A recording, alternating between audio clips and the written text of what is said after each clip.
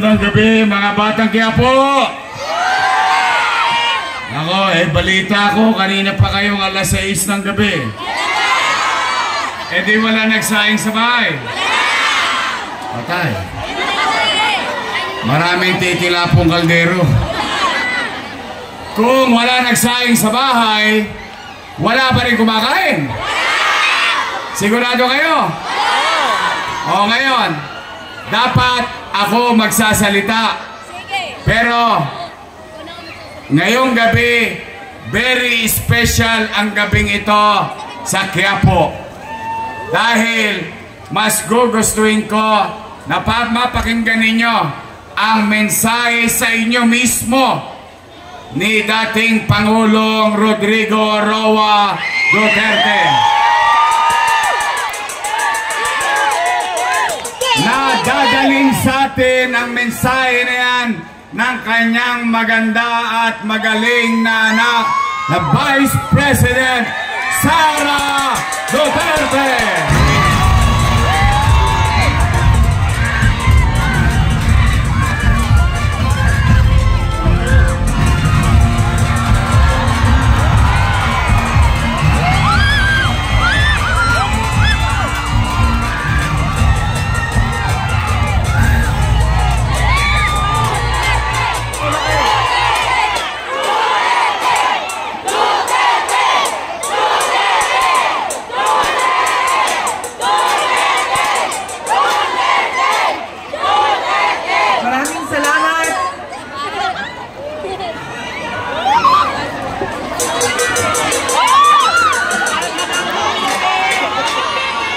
Assalamualaikum warahmatullahi wabarakatuh. Madayaw mayong gabi kaninyong tanan. Magandang gabi sa inyong lahat. Unahin ko po muna ang aking mga pagpapasalamat. Nagpapasalamat tayo sa ating babalik na Mayor Isko Moreno Dumagoso sa kanyang pagpapahiram sa atin ng stage, ng ilaw, ng kuryente, ng mikropono para mapaabot sa inyo ang aming mga mensahe ngayong gabi na ito. Pangalawang pagpapasalamat ay sa inyong lahat, mga kababayan, dahil marami sa inyo ang hindi pa kumakain, hindi pa nagluto, pero nandito, galing pa sa trabaho, pero nandito kayo para makinig sa amin at sa aming mga mensahe para sa bayan. Maraming salamat po sa inyong lahat.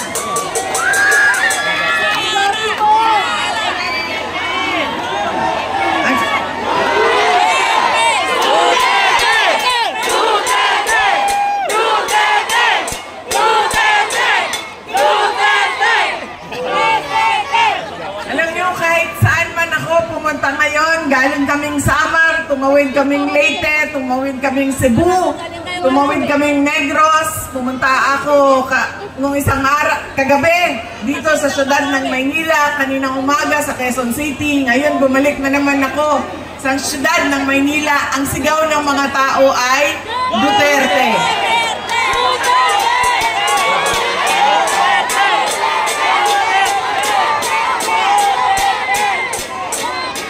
Baka lang po, nakakalimutan ninyo na hindi po ako kandidato ngayong eleksyon na ito.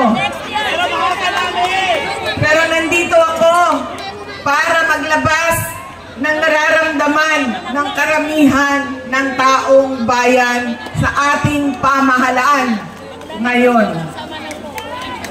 Pero tapusin ko po muna ang aking mga pagpapasalamat. Ang sunod po na pagpapasalamat ay mula sa akin, personal, sa inyong lahat, mula sa mga kasamahan ko at sa aming opisina sa tanggapan ng pangalawang Pangulo sa inyong patuloy na suporta at pagtitiwala sa aming lahat. Maraming salamat po sa inyong mga kababayan.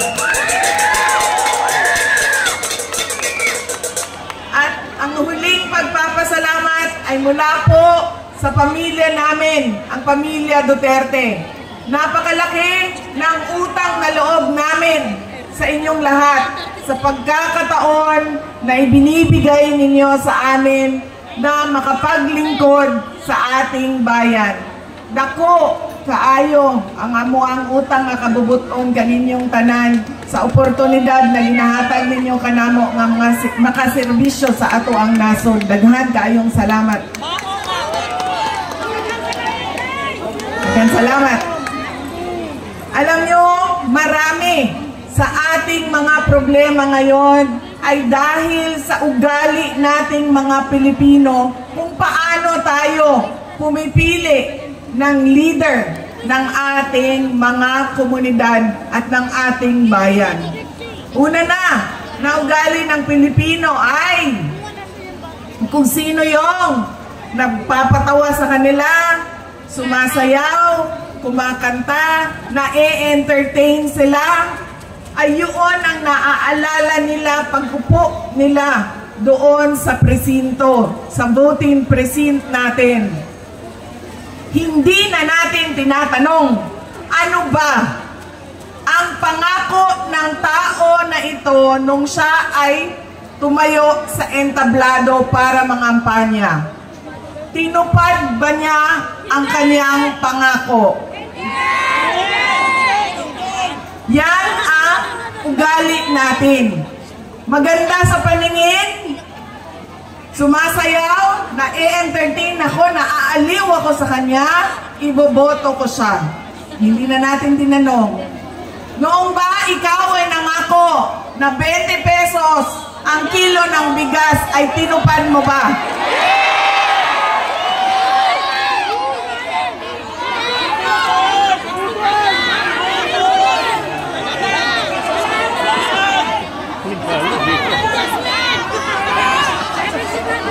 Pangako noong taon 2022 na kampanya, 3 taon kinalimutan at ngayon may darating na naman na halalan. Meron na naman tayong kuno 20 pesos na bigas doon sa Visayas. Na para bang nakalimutan na ang Luzon at Mindanao dahil hinahabol ang boto ng Visayas. Yan ang ugali natin. Hindi na natin tinatanong, nung tumayo ka ba, binigay mo ba yung pangako mo? Pangalawang ugali ng mga Pilipino sa pagpili ng kanilang mga leader. Galing sa pamilyang mga politiko, galing sa sikat na apelido, na endorso ng sikat at mahal natin na tao, ay automatic ang boto natin. Hindi dahil Duterte yan, ay automatic ang boto ninyo. Dapat tinitingnan din ninyo, ano ba ang kapasidad at abilidad ng tao na ito.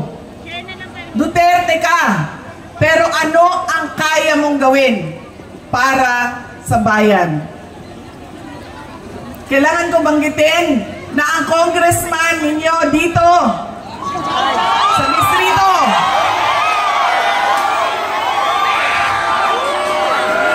ay inendorso mo ba?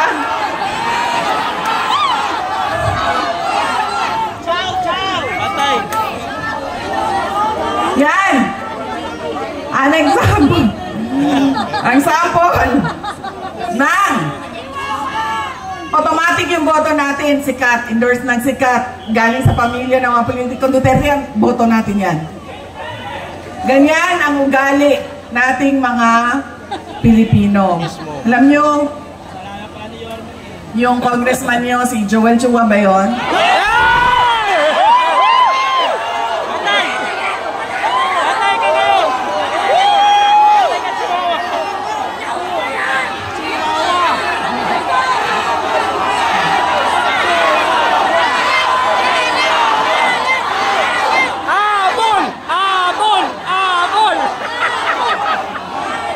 Sabi nung isang kaibigan ko na tiga Cebu, na kaibigan din niya. Sabi niya, pare, bakit mo naman ginaganyan si Sara? Wala naman niyang ginawa sa iyo. Sinisira mo ang pangalan. Sabi niya doon sa kaibigan namin, utang ina pare, hindi ko naman kilala si Sara at hindi niya ako kilala. So ano bang pakialam ko sa kanya? Utang ina rin. Andito ako ngayon sa distrito niya.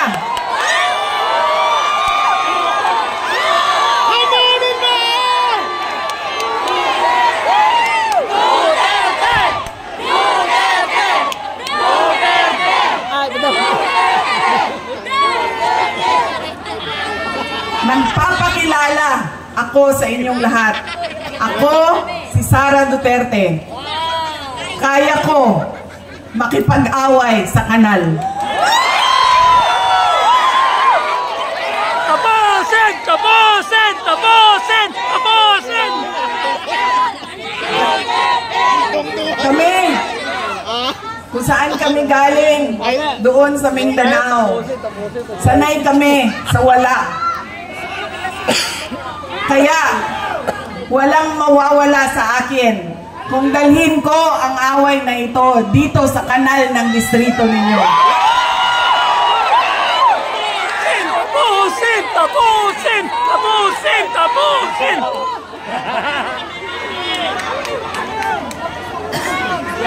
Mga sis, saan kayo galing?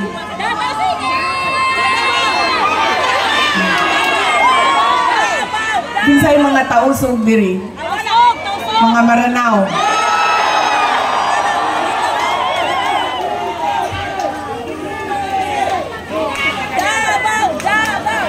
Kinsay mga Bisaya?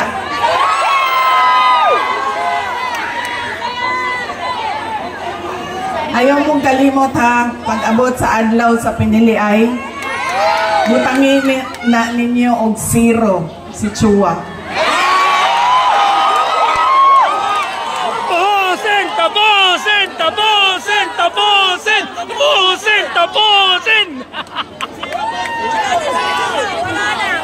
Pangalawa, Nagtago na si Chua. sikat na apelido, pamilyang politiko, automatic ang boto natin. Pangatlong, ugali ng mga Pilipino sa pagpili ng kanilang mga leader.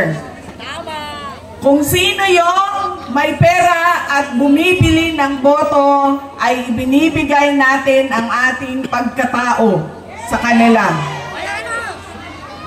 Alam nyo, galing akong Bacolod, galing akong Manila, kahapon, Quezon City, tinatanong ko ang mga tao, magkano ba ang bilihan ng boto? 2,000, 3,000. Meron pang bilihan ng boto na tawag ay tupad, akap, AX, maip. Ginawa ng legal ang pagbibili ng pagkatao ng mga kababayan natin. Yan ang ugali natin. Kung sino yung magbabayad, bibigay ko sa kanya ang boto niya. Tanggapin natin ang pera. Bakit hindi? Galing naman yan sa gobyerno. Hindi na, ibibigay ko yung buong paa ko sa inyo kung merong politiko nagbibigay ng pera na galing sa bulsa niya. Lahat yan, galing yan sa pondo ng gobyerno. Buwis natin yan. Tax natin yan na binabayad natin. Tanggapin nyo ang pera. Pero, pag-isipan nyo, karapat-dapat ba itong tao na ito na maging leader ng aming komunidad? Dahil pag binibigay natin ang boto natin at hindi natin pinag-iisipan ang ating initiate na pangalan, babalik na naman tayo doon sa hindi ko na kailangan ibigay ang pangako ko sa inyo habang ako ay nangangampanya dahil binayaran na kita para sa boto mo. Ano pa ba ang obligasyon ko sa iyo? Bayad ka para bumoto sa akin. So bakit pa ako magbibigay ng tama at totoong serbisyo? Kami doon sa syudad ng Davao, hindi kami naglalagay kailanman ng budget na pambili ng boto. Alam mo anong nangyayari sa Davao? Yes, ma'am. Ang mga taga-Marawi, nasa Isla Verde, nasa Boulevard, buboto sila sa umaga sa Davao City dahil boboto sila para sa mga Duterte. Tapos, babiyahe sila papuntang Marawi, Maguindanao, Cotabato City dahil boboto sila para sa bayaran doon. Diba? Truck-truck kayo na bumabiyahe panahon ng halalan para kumuha ng pera sa mga kapitbahay. Mga flying voters, ilang beses ko na yan sinabi sa COMELEC. Kailangan automated ang listahan ng mga tao. Dahil kung hindi ninyo ginawa yan, at hindi niyo binayometrics yan, ganyan lagi ang kultura ng ating halalan. Boboto dito, lilipad sa Bulacan, boboto doon, tatanggap. Ganyan sa amin. Hindi kami nagbibigay. Boboto sila, sa umaga, babiyahe sila, tapos boboto sila doon sa kapitbahay namin. Doon kasi may bigayan ng pera. Yan ang nangyayari sa atin. Sabi ko nga, walang problema. Kunin natin ang pera, pero pag-isipan natin ang ating mga leader. Dahil yan ang kinabukasan. Yan ang magdadala sa atin sa tama o maling kinabukasan ng ating bayan. Alam niyo, masakit sa akin yung pagbibili ng boto. Dahil nga, nawawala yung respeto ng tao sa isa't isa. Nagiging transaksyon. Mahalin mo ako, bayaran kita. Pag hindi mo ako bayaran, hindi kita mamahalin. Nagiging transaksyon ang ating mga relasyon sa ating mga kababayan. At masakit sa akin dahil sino ba at kaninong boto ba ang binibili ng mga politiko? Sa mga mayayaman ba? Sa mga mataas ba ang trabaho at natapos? Mga doktor, binibili ba ng 2,000 ang kanilang boto? Mga engineer na kumikita ng 1 milyon isang buwan, binibili ba ng 2,000 ang kanilang boto? Hindi. Ang binibili ang boto, yung mga tao na araw-araw naghihirap, nagtatrabaho, naghahanap buhay dahil ang 2,000 ay napakalaking bagay para sa pamilya nila. Yung mga taong naghihirap at walang-wala. Masakit yun. Dahil pinagsasamantalahan yung kahirapan ng mga tao. Dahil ba walang-wala ako, bibilhin mo na ang aking dignidad at prinsipyo. Yan ang ugali natin, mga Pilipino. Kung sino yung naaalala, bahala na. Hindi ko na tatanungin kung ibibigay mo ba pangako mo. Kung sino yung sikat. Kung sino yung malaking pamilyang politiko. At ibinibigay natin yung pagkatao natin sa taong magbabayad. Sa tamang presyo. Kaya kailangan, madami ang nagtatanong, ano bang magagawa namin? Ano bang matutulong namin, Inday Sara? Wala na kayong matulong sa akin. Tumulong na kayo. Ginawa niyo na akong pangalawang pangulo ng ating bayan. Oh, susunod yun, sir.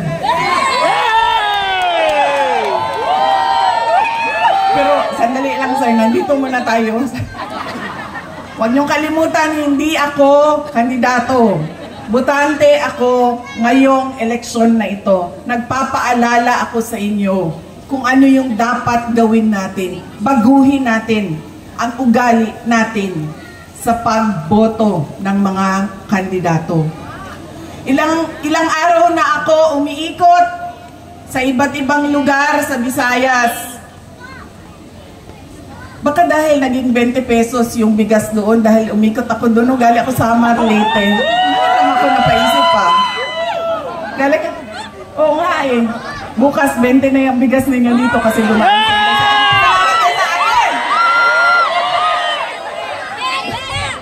Ngayon lang ako napaisip nga na. Galing ako sa Marlete, Cebu, Negros, Bacolod, Negros Occidental.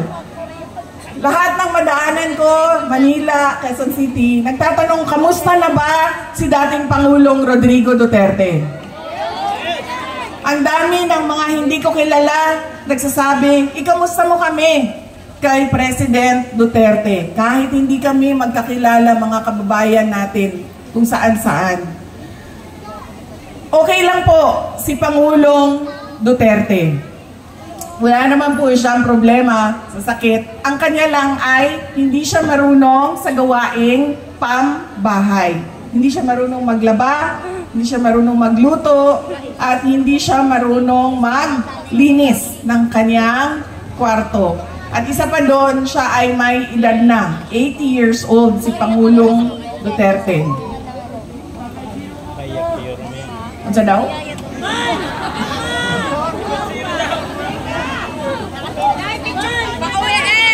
Sabi ko sa kanya, alam mo ang pinakamadali dyan? Itlog na lang, halu-haluin mo lang yan, dagdagan mo ng asin at paminta, tapos lutuin mo sa mantika, okay na yan. Sabi niya sa akin, hindi nga ako marunong magpakulo ng tubig, magpaluto ka pa ng itlog. Yun lang naman ang kanyang challenges o nahihirapan siya doon sa loob.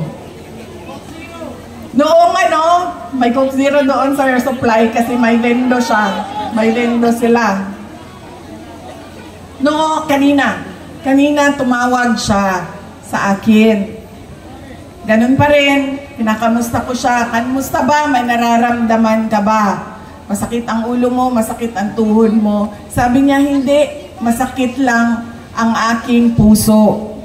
Sabi ko, sabihin mo sa doktor. Sabi niya, bakit masakit ang puso mo? Sabi niya, ay, nawala na kasi ang mga girlfriend ko.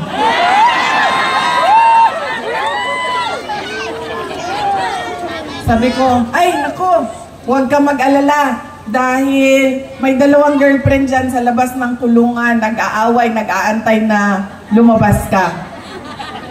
Tapos sabi niya sa akin, sumali ba sa away ang nanay mo? Sabi ko sa kanya, ay nako, wala na siyang pakialam sa'yo. Yan po ang update kay Pangulong Duterte. Sabi niya kanina,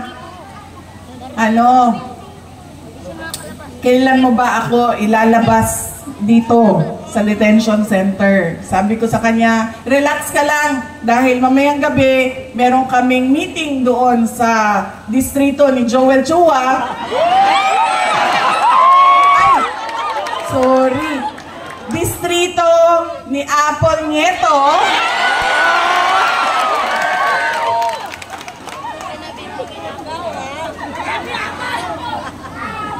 At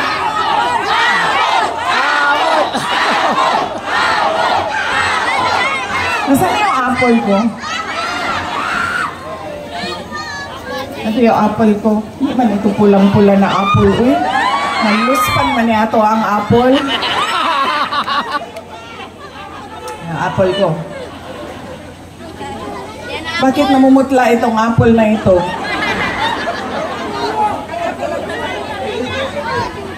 Ha?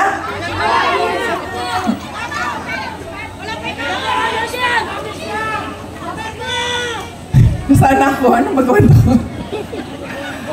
Sabi ko sa kanya, huwag kang mag-alala. Mamaya, nandun kami sa distrito ni Apple, Chua. Ay, Apple! Dito. Apple niya to. Nagugulo ka. Apple niya to. Pag-uusapan namin kung paano ka namin kidnapin dyan sa Hague at ibalik sa Pilipinas. Sabi niya, wag mo akong kalimutan dito dahil mabubulok ako dito. Sabi ko sa kanya, huwag kang mag-alala. Marami ang nagdadasal sa Pilipinas at sa buong mundo para maibalik ka sa ating mahal na inang bayan.